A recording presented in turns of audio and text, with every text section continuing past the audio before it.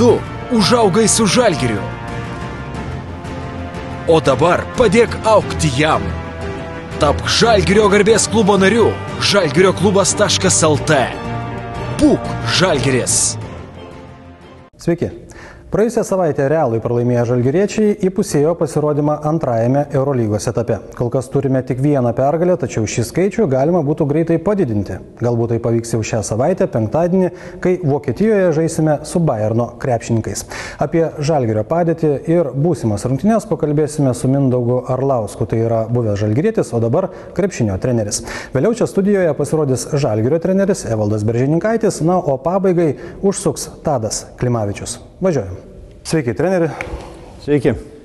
Kalbėjom keletą savaičių apie tai, kad galbūt Žalgirio žaidimas ir gerėja, bet praėjusią savaitę, taip stop, Madride sustojom ir viskas. Ar čia įvyko kažkoks regresas, pavadinkim, ar tiesiog Realas nėra ta komanda, pagal kurią galima būtų spręsti, kaip čia ta Žalgiris atrodo dabar šiai dienai? Yra tokių komandų šiais metais Eurolygoje, kurios tikrai turi savo vardą, įsikovojusios savo vardą, gerų žaidimų, ir prie tų komandų reikia priskirti ir Madrido Realą, kuris tikrai demonstruoja gerą žaidimą.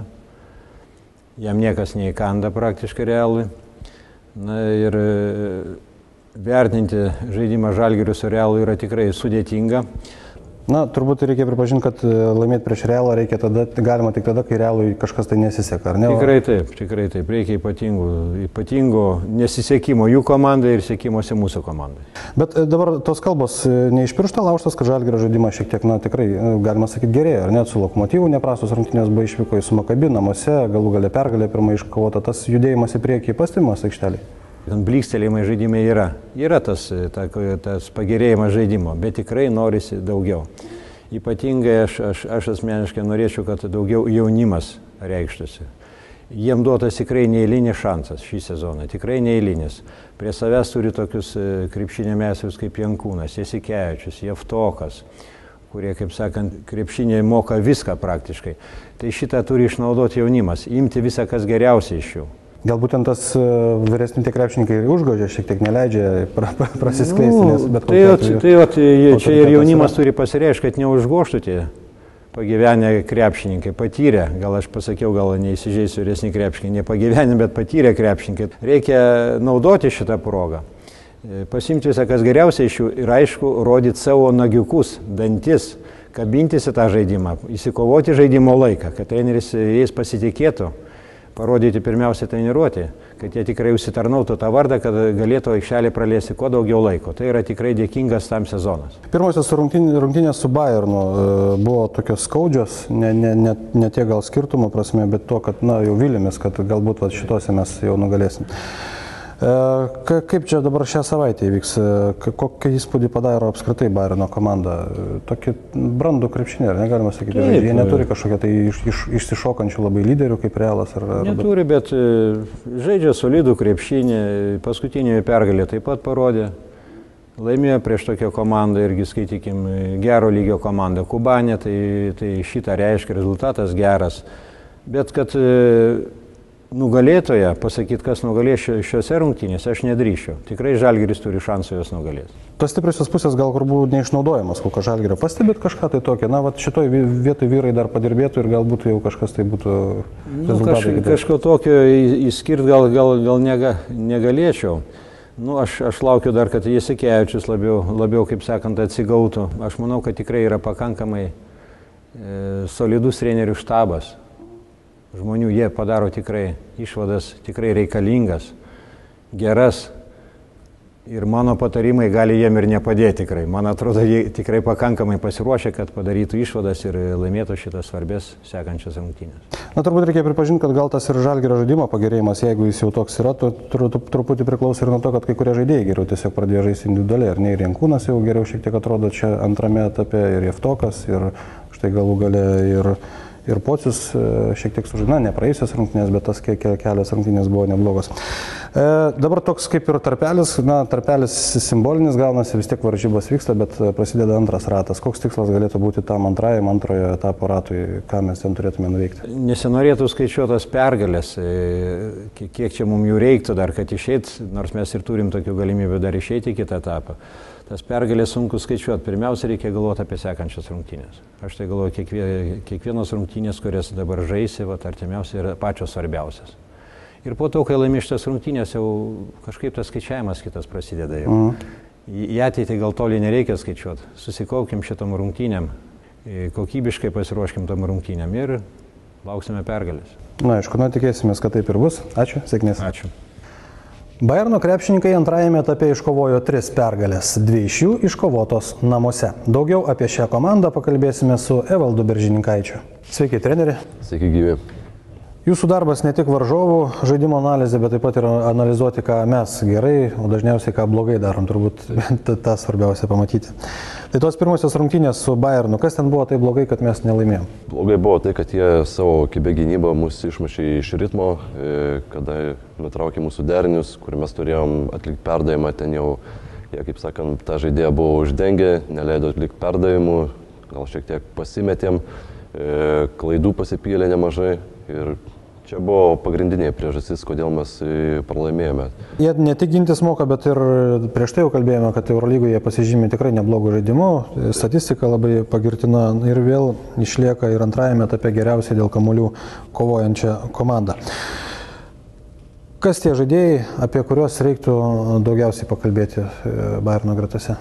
Pagrindiniai žaidėjai, kaip ir praeitą kartą, turbūt tuos pačius ir minėjau, tai visų pirma komandos pagrindinis žaidėjas Delaney, kuris top 16 pagerino savo rodiklius, dar 15 taškų vidurkis, 4 rezultatyvūs perdavimai per rungtynės, tai ir be tos statistikos, ką žvelgiam, tai tikrai gerai vadovavo komandai, gerai pats sugeba atakuoti. Tai taip, kad labai svarbus žaidėjas ir labai sunku bus įstabdyti. Na, suprastėjo šiek tiek dvitaškių pataikymas, bet kompensuoja kitais turbūt statistiniais elementais tą žaidimą. Taip, kas toliau? Toliau Tayloras. Vėlgi, pirmose rungtynėse mums 12 taškų įmetė, bet dabar irgi ko pasižymė, tai labai gerai atakuoja iš 3 taškų zonos ir top 16 52%, tai yra tikrai aukštas pataikymo procentas. Tai taip pat labai pavojingas žaidėjas. Jų 3 taškai buvo ir mums, ar ne, galvos skausmas pirmosiose rungtynėse? Tai buvo labai ten tokių, kur, sakykime, net paskutinėm sekundėm ir per rankas, kur netgi mes savo žaidėjų gal ir negalim kaltinti, ten buvo jau tikrai tiesiog laimės dalykas, kad tokius metimus pataikė, bet... Jiems laimė, mums didžiausia nelaimė, tada kai atrodo, kad viską padarai, turbūt nesiseka. Taip, dar aukštaūgių porą gal paminėkim. Taip, aukštaūgiai visų pirma Thompsonas, tai yra toks 4-5 numeris, kuris kuo pasižymė, tai labai gerai kovoja dėl atšokusių kamuolių. Puolime 2,4, tai čia, kaip sakant, labai geras rezultatas.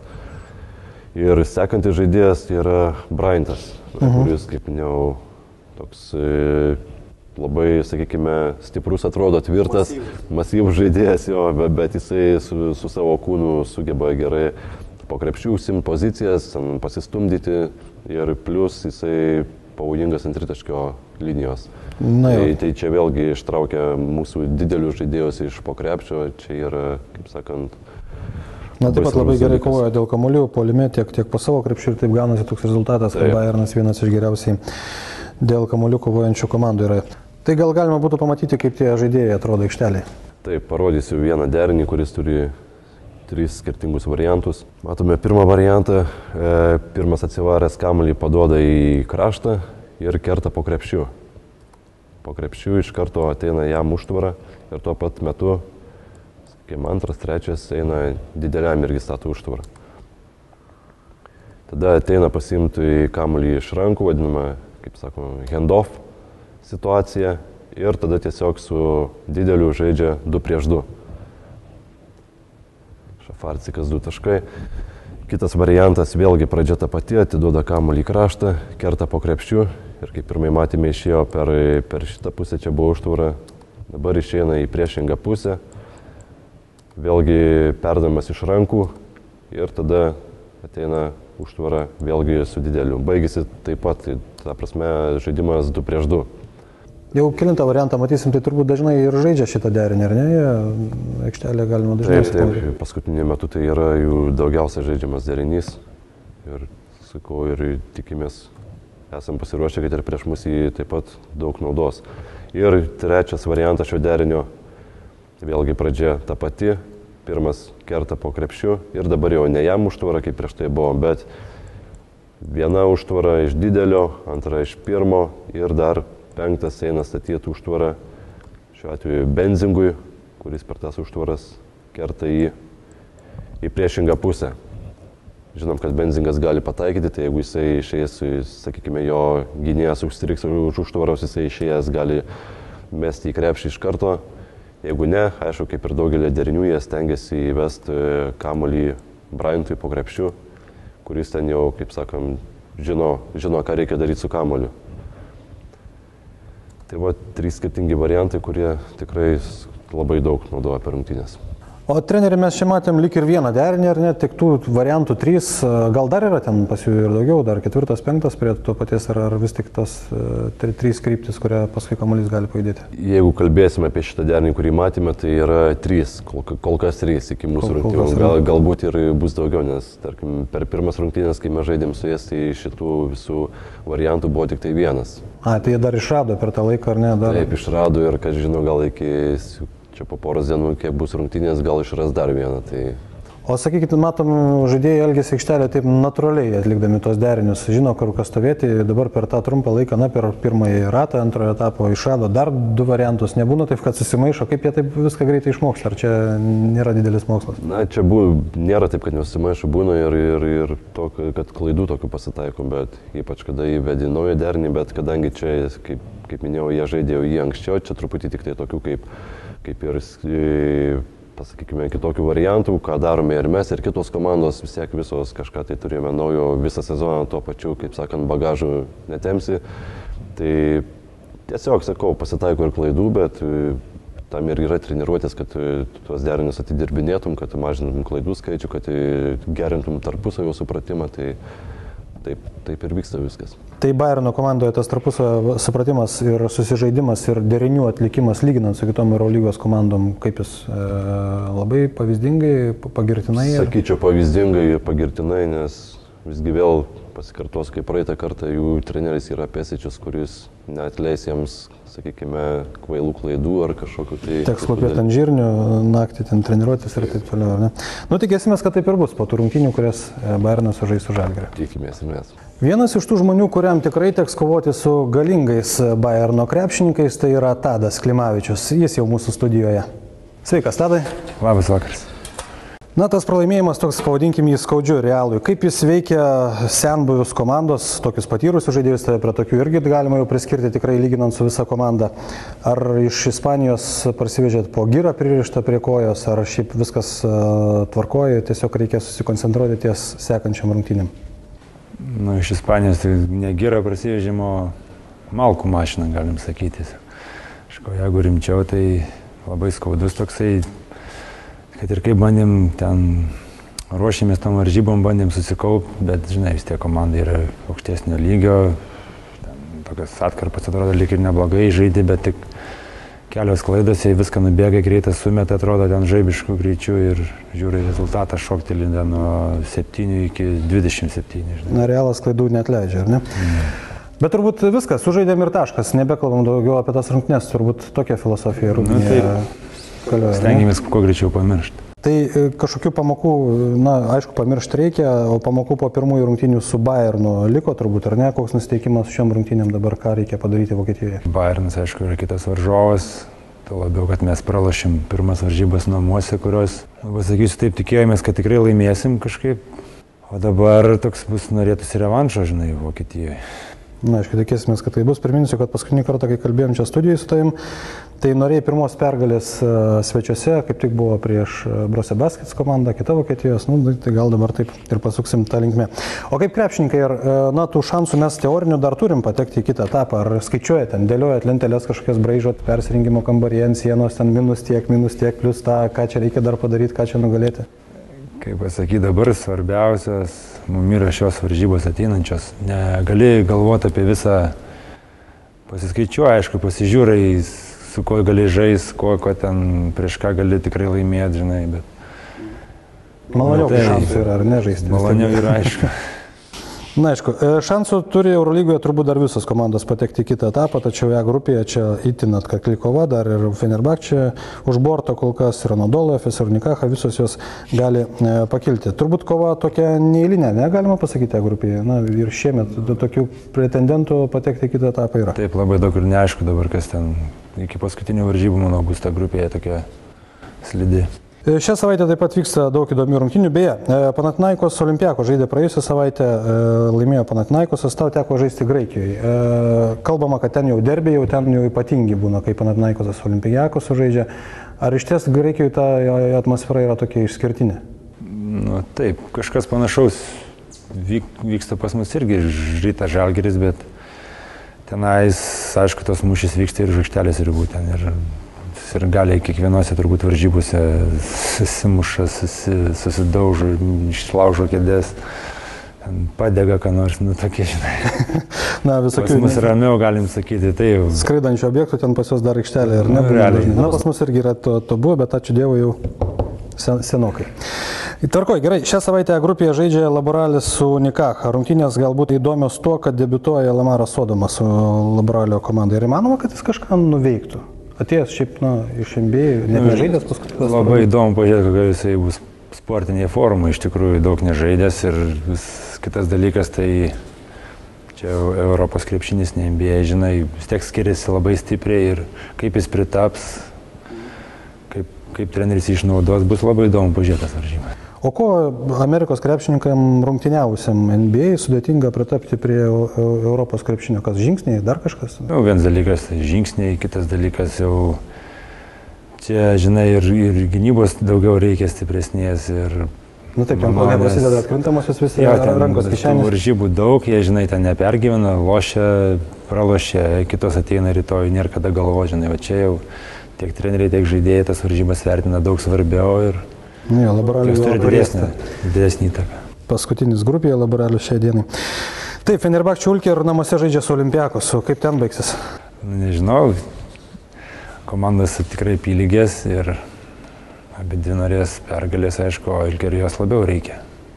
Tai kad kažkaip galvočiau, gal Ulkės laimės.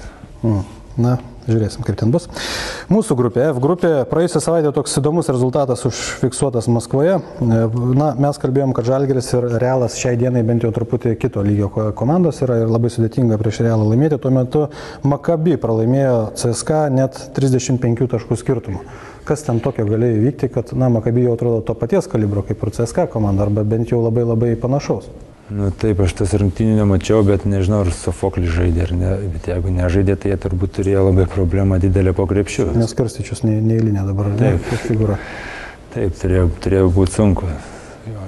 O kad jie tiek praloštai, tikrai nesitikėjau, nežinau. Na, aišku, šią savaitę Maccabi su Galatasarayum žaidžia beje CSKA su Lokomotyvu. Kas laimės? CSKA turbūt įsivažiuojantį jėgą, ar ne yra? Mums irgi su jais laukia dar nelengva tokia kova. Taip, dabar CSKA demonstruoja gerą krepšinį, nežinau. Turbūt bus CSKA pergalė. Tvarkoj, su Bayernu žaidžiame penktadienį, tai kelių taškų skirtumų mes ten pabandysime juos įveikti. Neprognozuojam. Na, maždaug taip. Užteks ir 5. Gerai, ačiū. Na, tada gal padidinam bent. Nu, tada padidinam taip, kad išlošėm daugiau negu pralošėm. O kiek mes ten tada? 18? Nu, panašiai. Panašiai. Gerai, tvarkoj. Sėkmės, kad būtų taip, kaip ir pakalbėjom. Gerai, ačiū. Žalgiris su Bayerno krepšininkai žaidžia penktadienį 21:15 Vokietijoje. Visus krepšinio sirgalius, Žalgirio sirgalius kviečiu burtis į Žalgirio ambasadas, kurias rasite daugelį Lietuvos miestų. Patikėkite, kartu stebėti rungtynes kur kas smagiau. Kitas Žalgiris TV transliacijas taip pat stebėkite penktadienį iš Žalgirio arenoje įsikūrusios Žalgirio ambasados. Įsijunkit. Tikslų transliacijų laiką sužinosite apsilankę tinklapyje žalgiris.lt. Iki. Tu užaugai su Žalgiriu. O dabar padėk augti jam. Tapk Žalgirio garbės klubo nariu. žalgirioklubas.lt. Būk Žalgiris.